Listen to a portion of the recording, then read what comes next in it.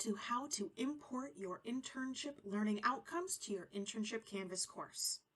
First, we're going to start with the internship learning outcome rubric, summarizing the outcomes that you have available to you to import into your course.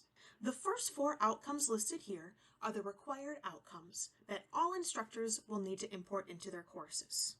The bottom 3 outcomes, highlighted in yellow, are the UWP outcomes. You only need to select one of these outcomes, but you have the option of selecting 2 or even all 3 to import into your course. Take note of the highlighted green column. This is the mastery benchmark for all outcomes. That means a student who has scored a 2 in that outcome has demonstrated mastery in that area. Now let's navigate to our Canvas course. Open up your Internship Canvas course and navigate to the Outcomes tab. You'll actually see that I've already imported my outcomes here, but I can still walk you through the process to import them for the first time.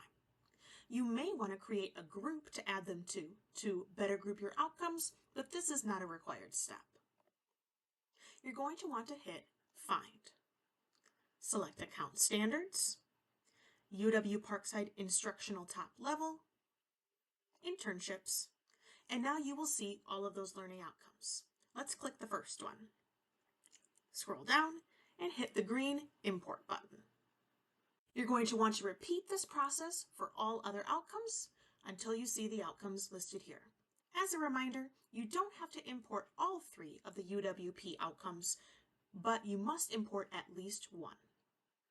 Once you've imported all of your desired outcomes, navigate to the Assignments tab. Please note that if you haven't created any assignments for your course yet, that's going to be your first starting step. If you do have assignments in your course, navigate to your final reflection assignment. In this test example, I have not yet created a rubric for this assignment. Hit the plus rubric button. Give your rubric a name. Scroll down and check Use this rubric for assignment grading, and select Find Outcome. You should see all of the outcomes here that you just imported into your course. If you select the first one, you're going to see an option to use this criterion for scoring. What this means is, if you want to grade students based on this criterion, you will leave this box checked. If you want to assess students on this outcome, but you do not want it to factor into their grade for the assignment, uncheck this box. Then hit Import. You're going to want to repeat this process for all other outcomes.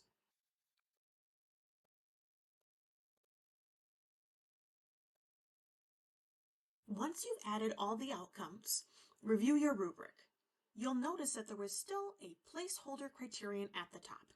If you'd like to add your own criteria to this rubric, feel free to do so, especially if you do plan to assign a grade to this assignment. Otherwise, you can always delete that placeholder criterion. After reviewing your rubric, and everything looks the way you want it to, hit the green button to create your rubric. As you can see, my placeholder criterion is worth 5 points, so that's the maximum amount of points a student can earn on this assignment. The rest of the outcomes that I imported are ungraded, which is indicated by the 2 dashed lines. You are able to edit your rubric, but only up to a certain point.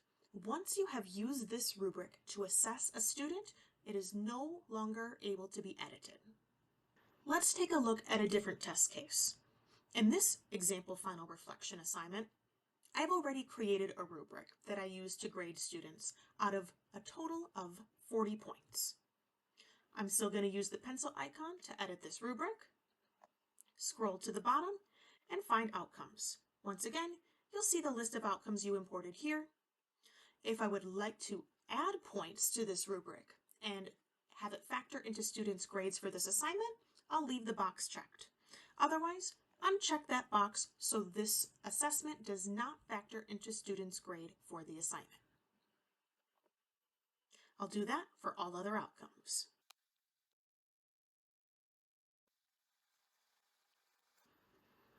Now that I've imported all of my outcomes, I'm going to review my rubric.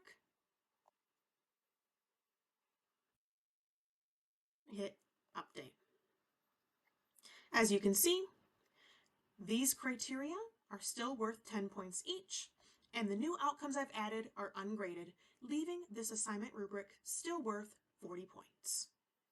Now let's fast forward in time to the end of the term when you're ready to grade the final reflection.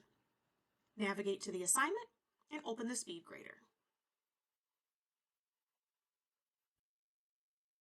Here you can view the rubric and assign students points based on both the graded and ungraded criteria in this rubric. Please note that students are able to see the scores you assign them on this rubric, regardless of whether they are graded or ungraded criteria. And that's all you have to do. You do not need to submit anything else, and you do not need to send us a final report. We are able to export the results of those outcome assessments at the administrator level and analyze that data independently. Thank you so much for your participation, and please reach out with any questions.